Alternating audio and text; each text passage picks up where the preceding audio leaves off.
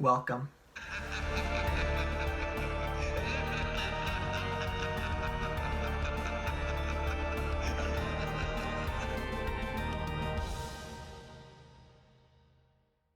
Fear Street Part 2 1978 was released in 2021 and was directed by Leigh Janiak. It stars Emily Rudd and Sadie Sink, and spoiler warning ahead if you have not seen the first part, because we're going to spoilers with this plot summary because it's a continuation of the first part. So there's your little warning right there.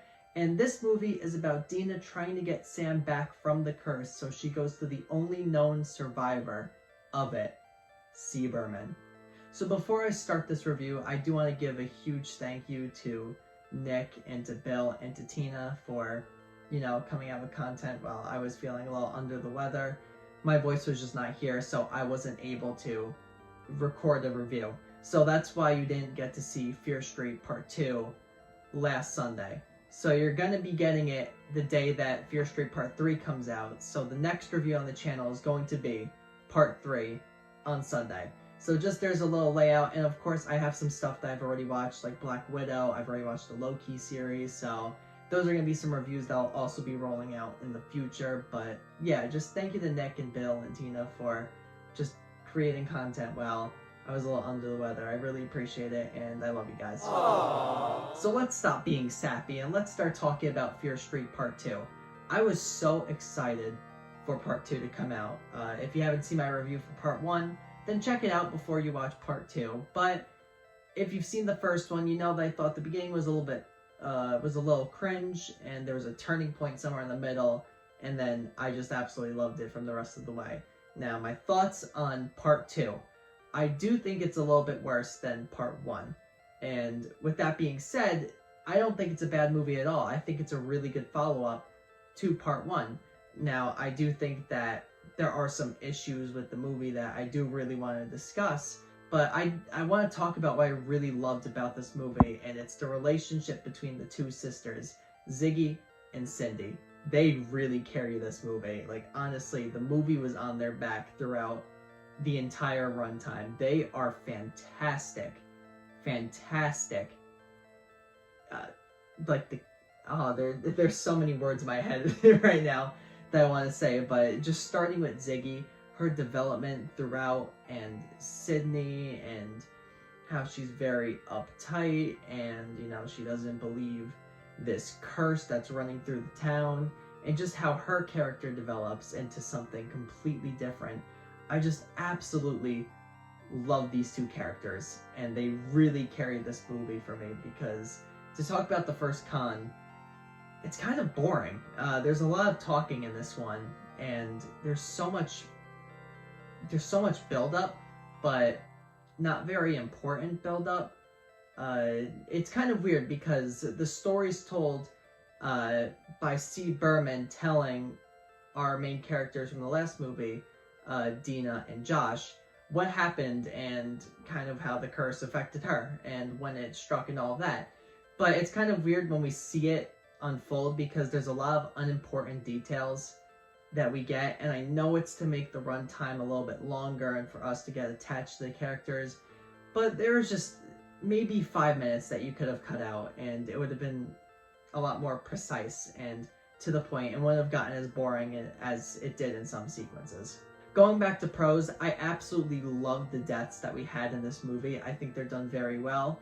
But talking about the deaths, to talk about a con, the movie is so dark, and by dark, I don't mean the tone of it, I mean the lighting of it. The lighting is very dark, and everything basically takes place at night.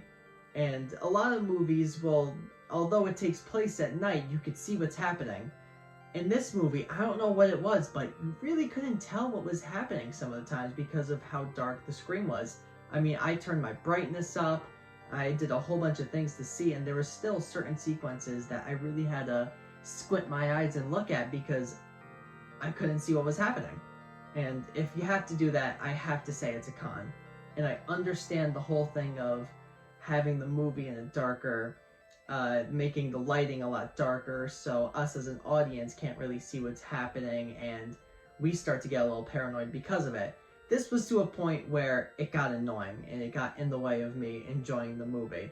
So that's why I mention it. If the brightness was fine for you, then I'm happy for you. For me, it was a little bit too dark. I really couldn't tell what was happening, and I wanted to, because the deaths are so good and they're so well planned out, and they're so much fun. And I know it's weird saying that deaths are fun, but you know, if you're a horror fan, you're watching deaths if you're watching any movie besides really the Conjuring movies. But yeah, I wanted to see the deaths because the effects are so good, and in the first movie, the effects are fantastic. The lighting got in the way of it. And I really can't stress enough, I want to say it as another pro, the relationship between the two sisters, because just how they interact with different characters and their actual acting and reading their dialogue, it's just done so well. And to get to the end and everything happened, it's a great ending and made me so excited to see the final part 3, 1666, which, you know, as I'm recording this, it'll be coming out tomorrow. So I am honestly so ready for part 3. I mean, part 2, part 1, you did amazing jobs. Part 3, please don't let me down. So overall, I give Fear Street Part 2 1978 a 7.25 out of 10. We'll do that here. We won't do it as in front. A 7.25 out of 10. And I do recommend it. It is very good. And if you enjoyed part 1, you are 100% going to enjoy part 2. So thank you everyone for watching this review, and be on the lookout for more reviews in the future. I've got stuff planned. The podcasts are going to be coming back out soon again, so just be on the lookout for everything that I'll be producing. And just thank you for everyone who are watching this and watching all of the reviews that I've been posting. And thank you if you watched when Nick and Bill posted their reviews, because I think they did an amazing job with what they did. So thank you again everyone for watching, but let's flash forward to the next reveal.